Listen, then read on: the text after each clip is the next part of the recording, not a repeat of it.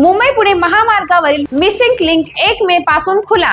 सुरुवातीला फक्त हलक्या वाहनांना परवानगी। मुंबई आणि पुणेकरांसाठी एक मोठी आणि दिलासादायक बातमी। बहुप्रतीक्षित Pune Mumbai highway missing link 1 प्रकल्प अखेर पूर्ण झाला आहे आणि येत्या 1 मे 2026 पासून हा मार्ग वाहतुकीसाठी खुला करण्यात येणार आहे।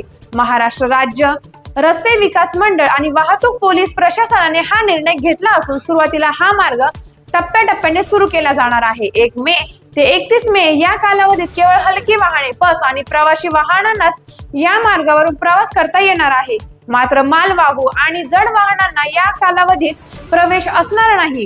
विशेष म्हणजे धोकादायक किंवा ज्वलनशील वस्तू वाहून नेणाऱ्या हॅझमॅड वाहनांना या नव्या बोगद्यातून जाण्यास पूर्णपणे मनाई करण्यात आली आहे।